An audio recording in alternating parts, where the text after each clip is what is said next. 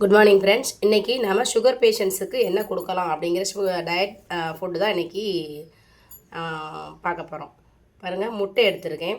முட்டையில் உடலுக்கு தேவையான புரதச்சத்து, விட்டமின், அப்புறம் தாதுக்கள் நிறைஞ்சிருக்கு. தினமும் முட்டை சாப்பிட்றதுனால நம்மளுடைய சதை என்ன செய்யும்னா வலுப்பெறும்.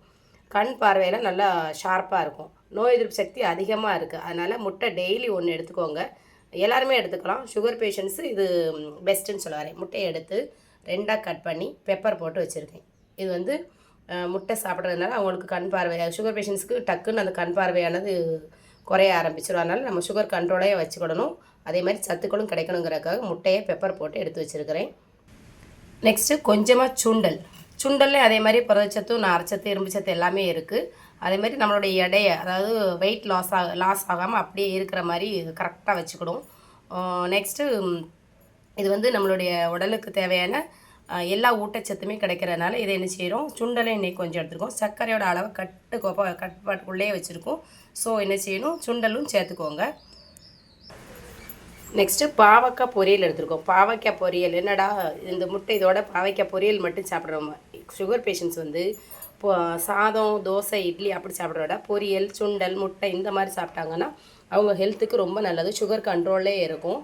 அவங்களுக்கு எனர்ஜெட்டிக்காகவும் இருக்கும். இதுலேயும் அதே மாதிரி சுகரை கட்டுப்படுத்தும்.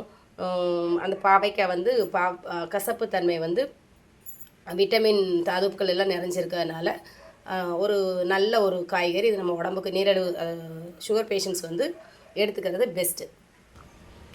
நெக்ஸ்ட்டு நம்ம என்ன எடுத்துருக்கோம்னா கேரட் எடுத்துருக்கோம். கேரட்டில் பீட்டா கரோட்டின், விட்டமின் ஏ, நார்ச்சத்து, பொட்டாசியம்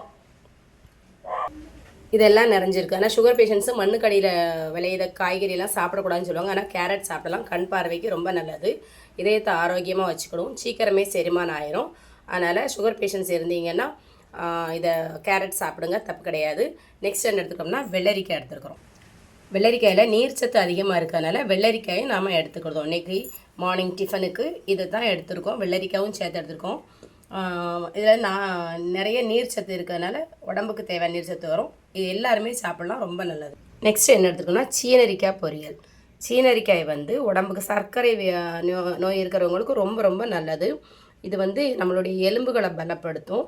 சர்க்கரையோட அளவை வந்து கட்டுப்பாட்டுக்குள்ளே வச்சுக்கிடும். இதில் வந்து சீக்கிரமே டைஜஷன் ஆயிரும். டைஜஷனுக்கு ரொம்ப நல்லது.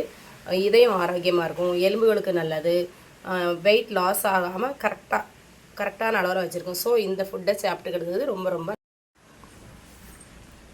இதோட முளைக்கட்டிய பயிறு, 2 டேட்ஸு, 2 பாதாம் இதையும் தான் மார்னிங் டிஃபனில் சேர்ந்துருக்கு. இதெல்லாம் சாப்பிட்டு பாருங்கள். சுண்டல், வெள்ளரிக்காய், சீனரிக்காய் பொரியல், நெக்ஸ்ட்டு கேரட்டு, அடுத்தது பாவைக்காய் பொரியல், முட்டை, நெக்ஸ்ட்டு முளை கட்டிய பயிர், பாதாம் இதெல்லாம் சாப்பிட்றதுனால ஒருவேளை சுகரோட லெவல் ரொம்ப லோ ஆகிடக்கூடாது அப்படிங்கிறதுக்காண்டி 2 டேட்ஸையும் சேர்த்து நான் கொடுக்குறேன். இதெல்லாம் தான் எங்களுடைய மார்னிங் டிஃபன். எங்கள் வீட்டு சுகர் பேஷண்ட்டுக்கு நான் இப்படி தான் காலை டிஃபன் கொடுக்குறேன். நீங்கள் உங்கள் வீட்டில் எப்படி சாப்பிடுவீங்க, உங்களுடைய பிரேக்ஃபாஸ்ட் என்னங்கிறத கமெண்ட் பண்ணுங்கள். இந்த வீடியோ உங்களுக்கு பிடிச்சிருந்தால் லைக் பண்ணுங்கள், ஷேர் பண்ணுங்கள், சப்ஸ்கிரைப் பண்ணுங்கள். தேங்க்யூ.